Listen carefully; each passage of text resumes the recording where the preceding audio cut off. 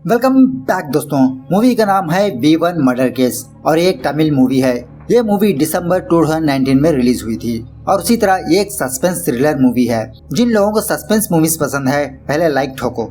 Movie के बारे में बात करें तो मूवी मुझे बहुत जबरदस्त लगी। कॉन्सेप्ट पुराना है लेकिन प्रेजेंटेशन ऑसम लगा मुझे। इस मूवी को आप हिट मूवी से कंपेयर कर सकते हो। मतलब डायरेक्टर भाई साहब हम ऑडियंस को एंड तक सस्पेंस में ही रखते हैं। मूवी 15 या 20 मिनट में खत्म होने वाली होती है, तब जाके कल्प्रिट कौन है सामने आता है। और उसी तरह इस मूवी में एक बहुत ही डीप मीनिंग है। तो चलिए बिना टाइम वेस्ट किए लेट्स गेट स्टार्ट। तो मूवी की शुरुआत में ही एक लड़की को दिखाया जाता है जिसका नाम है नर्मदा। नर्मदा अपना ऑफिस खत्म करके अपने घर जा रही होती है। तो दूसरे सीन में एक आदमी अपने टूल बॉक्स में से एक स्क्रू ड्राइवर लेता है। यहाँ पर जब नर्मदा जा रही होती है तो किसी रास्ते पर एक लड़का जिसने अपने फेस पर मास्क पहना हुआ रहता है वो अपनी साइकिल के पास बैठकर कुछ कर रहा होता है। नर्मदा थोड़ा आगे जाने के बाद वो लड़का अपनी साइकिल लेकर चला जाता है। तो थोड़ी देर बाद नर्मदा को एक कार फॉलो करने लगती है, लेकिन कुछ दूर जाने के बाद वो कार भी गायब हो जाती है। तो फिर से नर्मदा और कुछ दूरी पर जाने पर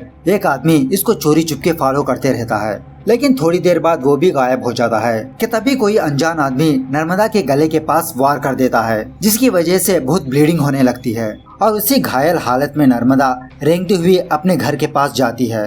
नर्मदा और अंदर जाने की कोशिश करती है लेकिन उसके पास उतनी ताकत नहीं होती। उसके बाद दूसरे सीन में जिस आदमी ने अपने हाथ में स्क्रूड्राइवर लिया था उस स्क्रूड्राइवर को बहुत सारा खून लगा हुआ रहता है। तो वो आदमी अपने वॉशरूम में जाकर अपने हाथ और उस स्क्रूड्राइवर को क्लीन करने लगता है। और वो आदमी और कोई नहीं यही होता है। ये कौन है मैं आपको आगे बताऊंगा। तो खैर इसी आदमी के घर के बाहर नर्मदा अपनी सांसें छोड़ देती है, मतलब वहीं पर उसकी मौत हो जाती है।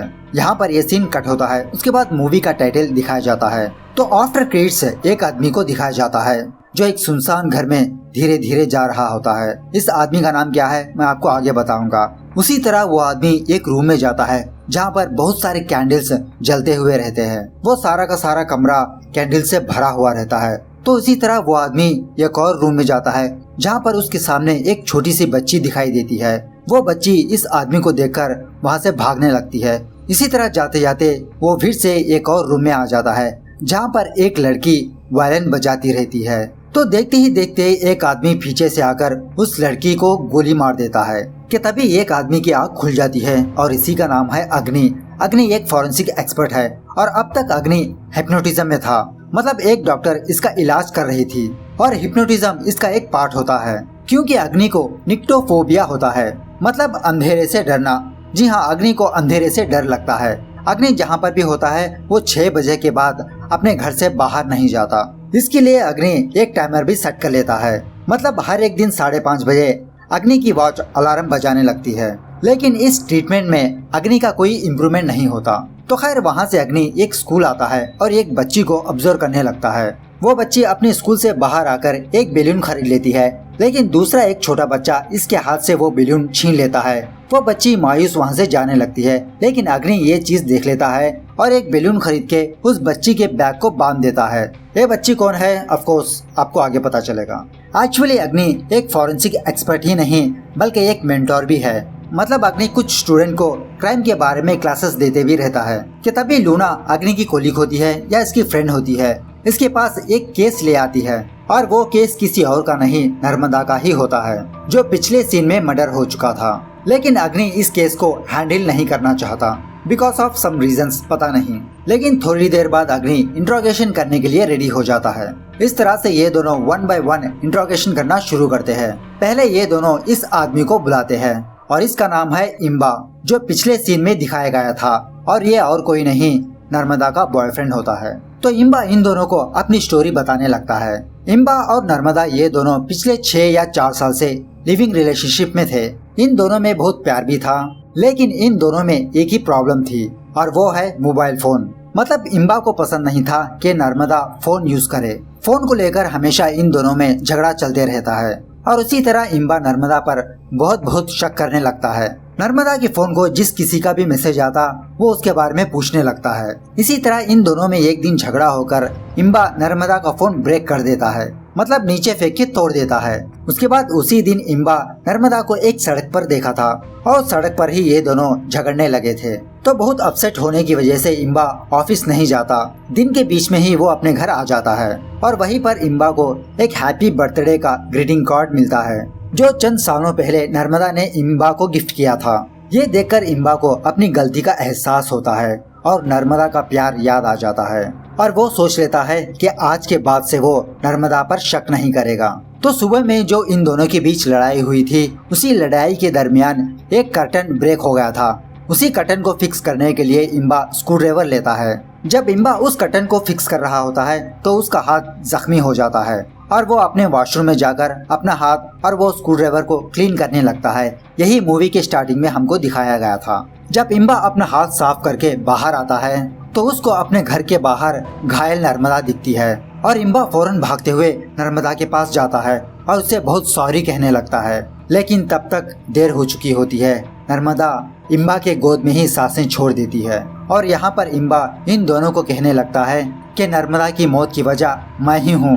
अगर मैंने नर्मदा का फोन तोड़ा नहीं होता तो शायद नर्मदा मुझे फोन करती और शायद मैं उसे बचा लेता।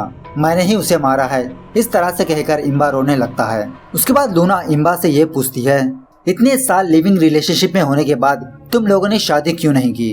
तो इम्बा इन दोनों को कहने लगता है, एक्चुअली नर्मदा के पेरेंट्स मुझे पसंद नहीं करते थे क्योंकि मैं एक लो कैस्ट का हूँ और उसी तरह मेरा स्टेटस लो है। हमने सोचा जब मैं अच्छा सेटल हो जाऊंगा तब मैं नर्मदा के पेरेंट्स के पास जाकर उनका आशीर्वाद लेके उन्हीं के सामने हम शादी करेंगे। लेकिन इसी बीच में नर्मदा इस दुनिया में नहीं रही। तो ऐसा कहने के बाद इम्बा वहाँ से चला जाता है। लेकिन अग्नि को इस केस में कोई भी इंटरेस्ट नहीं होता। वहाँ से वो अपने कार में आता है और अपने फोन में एक लड़की के फोटोज देखने लगता है। ये लड़की कौन है आपको आगे पता चलेगा। उसके बाद सीन फिर से फ्लैशबैक में जाने लगता है जहाँ पर लूना किसी पुलिस स्टेशन की इंस्पेक्टर थी और उस वक्त भी अग्नि और लूना ये दोनों बहुत अच्छे फ्रेंड्स थे। तो लूना अग्नि को प्रिया नाम की एक लड़की का केस दिखाती है। तो इस केस के बारे में आपको बताता हूँ, सुनिए।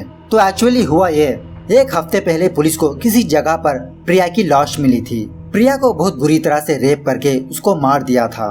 ऑफ कोर्स उसका पोस्टमार्टम होता है। तो पोस्टमार्टम करने के बाद एक आदमी का चेहरा सामने आता है, मतलब उस आदमी का डीएनए उस लड़की में पाया जाता है। लेकिन प्रॉब्लम ये है कि वो आदमी 2 हफ्ते पहले एनकाउंटर में मारा जा चुका था। तो पुलिस को ये समझ में नहीं आता कि ये कैसा पॉसिबल है कि मरा हुआ आदमी आकर प्रिया को रेप करे और उसका कत्ल करे। लेकिन अग्नि उसी वक्त इस केस को सॉल्व कर देता है। मतलब गुनहगार प्रिया को पहले रेप किया था और उसे मार दिया था। मारने के बाद प्रिया की लाश को एक फ्रीजर में बंद कर दिया था, मतलब एक बड़े से आइस के गड्ढे में। और 1 हफ्ते बाद पुलिस ने उस आदमी को किसी जुर्म में एनकाउंटर कर दिया था। तो उसी वक्त तूफान का माहौल था। तो तूफान की वजह से उस एरिया में 10 दिन तक पावर कट रहा। ऑफ कोर्स पावर नहीं रहा तो आइस कहां से जमेगा। तो वो आइस धीरे धीरे घुलने लगा और प्रिया की बॉडी सामने आई। तो इस तरह से अग्नि और लूना इस केस को डिस्कस कर रहे होते हैं और वही उसी पुलिस स्टेशन के बाहर प्रिया का फादर इंसाफ ना मिलने की वजह से अपने आप को आग लगा लेता है। अग्नि उस आदमी को बचाने की कोशिश करता है लेकिन तब तक देर हो चुकी होती है। तो इस तरह से अग्नि के लाइफ में एक इंसिडेंट पेश आया था। तो वही इंसिडेंट को याद करते हुए अग्नि नर्मदा के पेरेंट्स के पास आता है और इन दोनों को समझाने लगता है और उसी तरह इस केस को हैंडल भी करने लगता है। तो इसी केस का नाम है V1 मर्डर केस। इस तरह से ये दोनों V1 के केस को हैंडल करने लगते हैं। तो यहाँ पर इनको ये बात पता चलती है कि जिस दिन नर्मदा का मर्डर हुआ था उस दिन नर्मदा ने अपने बैंक से 1500 रुपए विथड्रॉ किया था, लेकिन उस 1500 में से 400 रुपए मिसिंग में थे। ये सुनने के बाद अग्नि कहता है हमें पहले ये 400 रुपए कहाँ पर मिस हुए हैं इसको फाइंड आउट करना होगा। और ये दोनों नर्मदा के कार्ड को ट्रैक करते हुए एक गिफ्ट शॉप जाते हैं। तो वहाँ पर पूछने के बाद ये आदमी इन दोनों को कहता है हाँ ये लड़की हमारे शॉप आई थी, लेकिन उस लड़की का कार्ड रिजेक्ट हो गया था। लेकिन उस लड़की के पीछे एक और लड़का भी आया था जो उसे तंग करता था और वो लड़का R15 नाम की बाइक में आया था। ये सुनने के बाद लूना एक लिस्ट मंगवाती है जिसके पास उस एरिया में R15 नाम की बाइक होती है। तो इन सारे फोटोज को उस शॉप ओनर को दिखाने लगती है। तो फाइनली वो शॉप ओनर एक आदमी को पहचान लेता है और इसी का नाम है सिड। सिड बहुत ही अजीब किस्म का कैरेक्टर होता है। सिंपल से बताया जाए तो ये एक रोड साइड रोमियो होता है या तो फिर लावारा, लफंगा, लोफर, जो कुछ कहो। तो सिड लूना को बताने लगता है कि मैं नर्मदा को लव करता था। हाँ वो अलग बात है कि मेरा वन साइड लव ही था, लेकिन हर हमेशा नर्मदा मुझे रिजेक्ट किया करती थी। कि तभी लूना सिड को नर्मदा की फोटो दिखाते हुए सिड को बताने लगती है कि सितंबर 11 को किसी ने नर्मदा का मर्डर कर दिया था। क्या वो तुम हो? ये सुनने के बाद सिद्ध लूना को उस दिन का वाकया बताने लगता है। नर्मदा अपने बॉयफ्रेंड को गिफ्ट लेने के लिए एक गिफ्ट शॉप गई थी, लेकिन उसी वक्त वहाँ पर सिद्ध आ गया था और सिद्ध नर्मदा को देखकर हरास करने लगता है। तो सिद्ध से बचने के लिए नर्मदा एक टॉय को खरीदती है, लेकिन उसी वक्त नर्मदा का कार्ड डिक्लाइन होने की वजह से वो वहाँ से चली जाती है, लेकिन सिद्ध उस टॉय को खरीद लेता है। जब उसी दिन रात नर्मदा अकेले अपने घर जा रही होती है तो सिद्ध उसके पास आकर वो टॉय देने लगता है और वहीं पर सिद्ध नर्मदा को प्रपोज करने लगता है। तो उससे छुटकारा पाने के लिए नर्मदा वो टॉय और 400 रुपए सिद्ध के हाथ में रखकर वहाँ से चली जाती है। उसके बाद अग्नि वहाँ पर आता है सिद्ध से पूछताछ करने के लिए और सिद्ध इम्बा से नफरत करता था क्योंकि इम्बा नर्मदा का बॉयफ्रेंड था और उसी दिन का इंसिडेंट बताने लगता है। जब सिद्ध अपने रास्ते जा रहा था तो सड़क पर नर्मदा और इम्बा ये दोनों झगड़ा कर रहे थे और ये बात सिद्ध ने भी नोटिस की थी। ये सुनने के बाद अग्नि सिद्ध को वहाँ से भेज देता है कि तभी वहाँ पर लूना आती है और अग्नि पर चिल्लाने लगती है, तुमने एक मेंटल को ऐसे ही जाने दिया? तो अग्नि लूना को समझाने लगता है कि सिद्ध कत्ल नहीं कर सकता क्योंकि वो एक सिर्फ रोड साइड रोमियो है। एक लड़की नहीं तो दूसरी लड़की और दूसरी लड़की नहीं तो तीसरी लड़की। वो साइको किस्म का इंसान नहीं है, लेकिन उसकी मेंटालिटी कुछ अलग ही है। उसके बाद ये दोनों जूलिया को बुलाते हैं। जूलिया नर्मदा की कोलीग होती है। तो जूलिया भी इम्बा को पसंद नहीं करती थी क्योंकि इम्बा हर वक्त नर्मदा पर शक करता रहता था और जूलिया भी उसी दिन का इंसिडेंट बताने लगती है। जिस दिन जूलिया अपने ऑफिस से बाहर आ रही थी तो बाहर सड़क पे इम्बा और नर्मदा ये दोनों झगड़ा कर रहे थे और ऑफकोर्स ये बात जूलिया भी नोटिस किया था। इसी में जूलिया इन दोनों को ये भी बताने लगती है नर्मदा के फादर ने अपना इन्फ्लुएंस यूज करके नर्मदा को मेडिकल सीट दिलवाया था, लेकिन नर्मदा मेडिकल करना नहीं चाहती थी, जिसकी वजह से नर्मदा अपने पेरेंट्स से 2 साल तक बात नहीं किया। और उसी तरह नर्मदा के पेरेंट्स इम्बा को भी पसंद नहीं करते थे क्योंकि वो कम कमाता था और उसके पास कोई स्टेटस नहीं थी। नर्मदा इम्बा को बहुत चाहती थी, इवन तो नर्मदा अपने इंश्योरेंस में अपने पेरेंट्स का नहीं बल्कि इम्बा का नाम लिखाया गया था एज ए नॉमिनी के तौर पर, लेकिन इम्बा नर्मदा पर हर वक्त शक किया करता था और हो सकता है इम्बा ने ही नर्मदा का मर्डर किया हो। तो जूलिया की ये बात सुनकर अग्नि और लूना ये दोनों फौरन इम्बा के घर जाते हैं पूरे पुलिस फोर्स के साथ। अंदर आने के बाद ये बात पता चलती है कि इम्बा अब इस दुनिया में नहीं रहा। ये देखकर लूना समझती है कि शायद जिसने नर्मदा को मारा था उसी ने इम्बा को भी मारा होगा। तो अग्नि उस रूम की इंस्पेक्शन करने लगता है जहाँ पर उसको एक सिरिंजी दिखती है और उसी तरह टेबल पर ये लिखा हुआ रहता है आई किल्ड हर। तो इस तरह से अग्नि और भी कुछ चीजें वहाँ पर देखता है। तो अग्नि लूना को बताने लगता है कि ये कोई मर्डर नहीं, ये एक सुसाइड है। इम्बा ने एक खाली सिरिंजी अपने नस में चढ़ा ली थी, ऑफकोर्स जिसकी वजह से इंसान की मौत हो जाती है और इम्बा ये समझता था कि नर्मदा की मौत का कारण यही है, इसीलिए इम्बा ने एक सुसाइड नोट लिखकर अपने आप को मार लिया, अपने आप को खुदकुशी कर ली। उसके बाद अग्नि और लूना ये दोनों उस एरिया के हर एक घर को जाकर ये पूछने लगते हैं कि सितंबर 11 को आपको कोई आवाज सुनाई दिया था, किसी लड़की की चीखने की आवाज? तो ऑलमोस्ट सारे लोगों का एक ही जवाब होता है कि इन्होंने ऐसी कोई आवाज नहीं सुनी और कुछ लोग ये भी जवाब देते हैं कि वो लोग उस दिन अपने घर में नहीं थे। तो ये दोनों ऑलमोस्ट 84 घरों को जाकर पूछताछ किया था। तो इन सारे घरों में से एक आदमी अपना दरवाजा नहीं खोला और उसी तरह 2 लोगों के घर पर ताला लगा हुआ था। और इसी बीच में जावेद नाम का एक आदमी, मतलब ये भी अग्नि का कुलीग होता है, ये अग्नि को फोन करके ये बताता है कि सितंबर 11 को उसी एरिया में एक चेन स्नैचिंग का केस आया था। मतलब जिस दिन नर्मदा का मर्डर हुआ था उसी दिन उसी वक्त उसी एरिया में एक चोरी हुई थी कि तभी अग्नि को ये घर में एक आहट सुनाई देने लगती है। तो अग्नि उस घर के दरवाजे को ओपन करता है तो अंदर से एक कुत्ता आकर टेरेस पर जाता है और टेरेस पर एक आदमी बैठा हुआ रहता है और लूना ने इसी के बारे में बताया था, मतलब जिसने दरवाजा नहीं खोला था। और इस आदमी का नाम है अविनाश। अग्नि और लूना ये दोनों अविनाश पर इल्जाम लगाने लगते हैं। ये सुनने के बाद अविनाश शॉर्ट टेम्पर हो जाता है और लूना से लड़ने लगता है। तो इस तरह से इन तीनों में हाथापाई होती है और अविनाश अग्नि को दूर ढकेल के वहाँ से भागने लगता है। अग्नि अविनाश का पीछा करने लगता है। चेस करते करते रात हो जाती है, मतलब इतना जल्दी रात हो जाती है और अग्नि का अलार्म बजने लगता है। देखते ही देखते अविनाश अग्नि को किसी जगह पर लाता है और फिर से अविनाश अग्नि को मारने लगता है और इसी हाथापाई में वहाँ के जो लाइट्स होते हैं वो फूट जाते हैं, जिसकी वजह से वहाँ पर अंधेरा छा जाता है। ऑफ कोर्स मैंने ऑलरेडी कहा था कि अग्नि को निक्टोफोबिया है, मतलब अंधेरे से डर लगता है। तो इसी बात का फायदा उठाते हुए अविनाश अग्नि को किसी रूम में बंद करके वहाँ से चला जाता है, जिसकी वजह से अग्नि अनकॉन्शियस हो जाता है। थोड़ी देर बाद ट्रेस करते हुए लूना वहाँ पर आती है और अग्नि को हॉस्पिटल भेज देती है। और ऑफ कोर्स लूना और कुछ पुलिस वाले अविनाश को पकड़ लेते हैं। यहाँ लाने के बाद लूना अविनाश से पूछने लगती है, बताओ तुम ही ने नर्मदा का कत्ल किया है ना? लेकिन अविनाश इस बात से इनकार कर देता है। वो कहता है मैं नर्मदा को ही नहीं जानता। लेकिन लूना को इसकी बातों पर भरोसा नहीं होता। वो उसे वहीं पर छोड़ के बाहर चली जाती है। उसके बाद अग्नि को एक ऑर्फनेज से एक औरत हमेशा कॉल करती रहती है और अग्नि को बताने लगती है कि सैम बहुत जिद कर रही है, वो अपने पापा से मिलना चाहती है, मैं अब और संभाल नहीं सकती, आप प्लीज जल्द से जल्द यहाँ पर आइए और सैम को आप ही समझाइए। जो मूवी के स्टार्टिंग में एक बच्ची दिखाया गया था उसी का नाम है सैम, और वो सैम कौन है आपको आगे पता चलेगा। तो फिर से सीन फ्लैशबैक में जाने लगता है, जहाँ पर अग्नि की एक पत्नी हुआ करती थी जिसका नाम था ब्लेसी, और उसी तरह ये दोनों बहुत खुश रहा करते थे। एक दिन अग्नि जब अपने घर आया था तो ब्लेसी अग्नि को एक खुशखबरी सुनाती है कि वो माँ बनने वाली है। तो ये सुनने के बाद ऑफकोर्स इनकी खुशियाँ दुगनी हो जाती है कि तभी बाहर एक आइस बेचने वाला की आवाज आती है। तो ब्लेसी अग्नि को कहती है कि मुझे आइस चाहिए।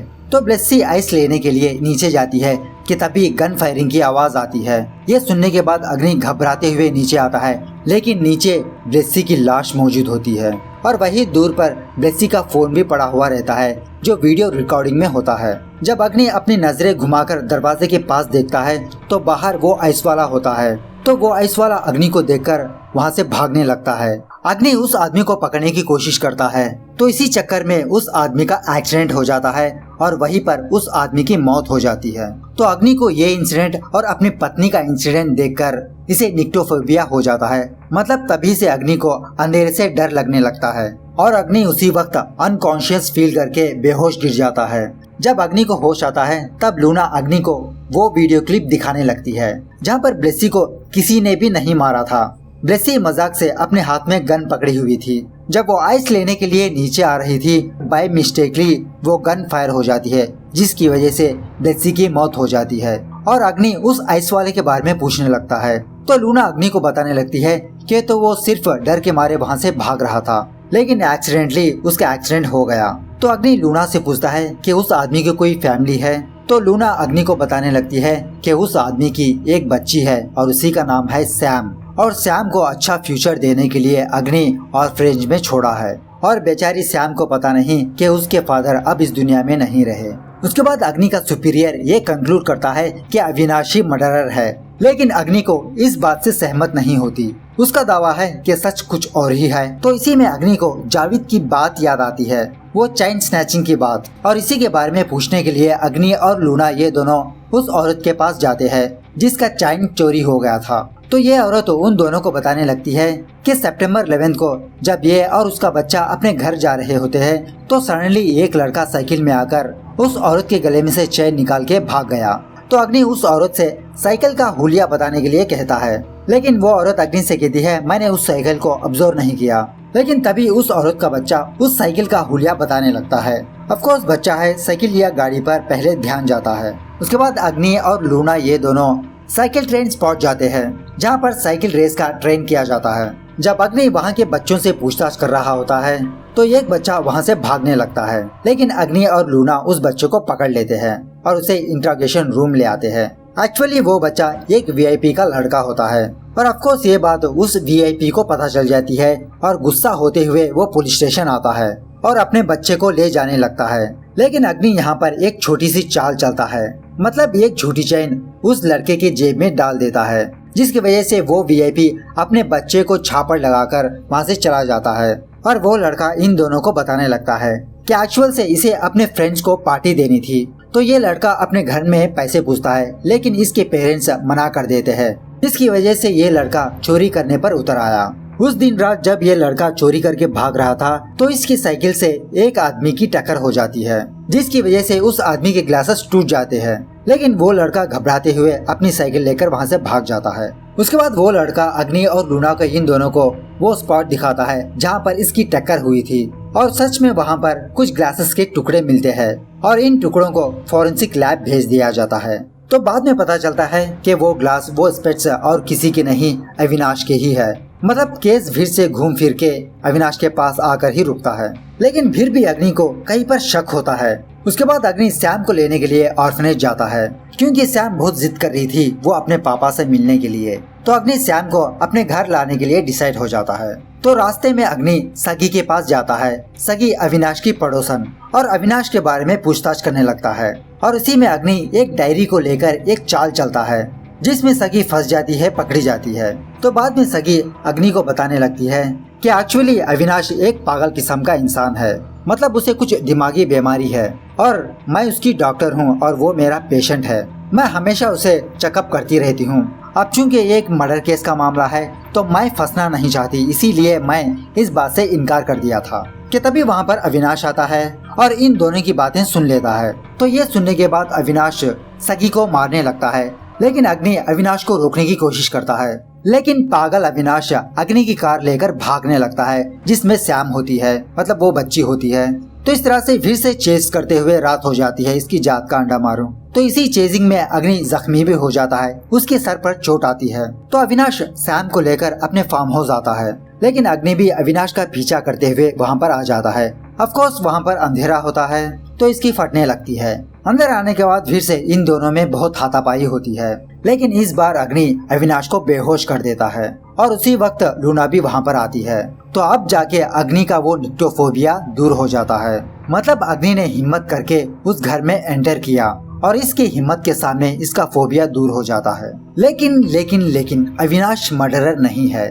तो और थोड़ा इन्वेस्टिगेशन करने के बाद अग्नि को एक ठोस सबूत मिलता है। तो दूसरे दिन अग्नि इन पांचों को पुलिस स्टेशन बुलाता है, मतलब नर्मदा के पेरेंट्स को, सिड को, सगी को और जूलिया को। तो अग्नि फिर से इन तीनों से इंट्रोगेशन करने लगता है। तो थोड़ा बहुत पूछताछ करने के बाद उन तीनों को वहाँ से भेज देता है। उसके बाद अग्नि इंट्रोगेशन रूम में नर्मदा के फादर को बुलाता है और उसे एक सीसीटीवी फुटेज दिखाता है। मतलब जिस दिन नर्मदा का मर्डर हुआ था उस दिन नर्मदा और उसके फादर एक रेस्टोरेंट में मिले थे और इम्बा को लेकर इन दोनों में बहुत बहस हुई थी, लेकिन नर्मदा इम्बा को छोड़ना नहीं चाहती थी। और उसी दिन रात नर्मदा के फादर नर्मदा को फॉलो करते गए और अपने ही पेन से नर्मदा का कत्ल कर दिया। तो ये सारा सब कुछ सुनने के बाद नर्मदा का फादर भी इस जुर्म को कबूल कर लेता है। वो कहता है, हाँ मैंने ही अपनी बेटी का कत्ल किया है, क्योंकि नर्मदा ने किसी और जात के लड़के से प्यार किया और उसके साथ रहने लगी। एक्चुअली नर्मदा के फादर का ये ख्याल होता है, अगर सोसाइटी में इज्जत चाहिए, इज्जत से जीना होगा, स्टेटस चाहिए, तो उसका एक ही कारण है, वो है कास्ट, जाति। तुम्हारी जाति को देख के ही लोग तुम्हें रेस्पेक्ट देंगे। तो नर्मदा मेरी जाति की एक सिंबल थी, एक पहचान थी। वही पहचान ना रही तो वो जिंदा रहकर भी मुर्दा लाश है। इसलिए मैंने अपनी बेटी को मार दिया और ऐसा करने में मुझे बहुत फख्र है। तो ऑफकोर्स ये सारी बातें नर्मदा की माँ भी सुन रही होती है और नर्मदा के फादर को बहुत मारने पीटने लगती है और अपने पति से कहने लगती है, तुमने एक घटिया रीजन की वजह से मेरी फूल जैसी बेटी को मार दिया, तुम इंसान कहने के लायक ही नहीं हो। लेकिन नर्मदा के फादर की आंखों में से एक बूंद आंसू तक नहीं आती। तो इसके बारे में मैं और कहना नहीं चाहता, अगर आपने धड़क देखी है तो आप ही समझ जाओ। तो खैर जाते जाते सब्सक्राइब कर देना और बेल नोटिफिकेशन ऑन कर देना, और उसी तरह मेरे सेकंड चैनल ज्ञान्स को भी सब्सक्राइब कर देना। मिलते हैं अगली वीडियो में, तब तक take care, bye bye, see you soon.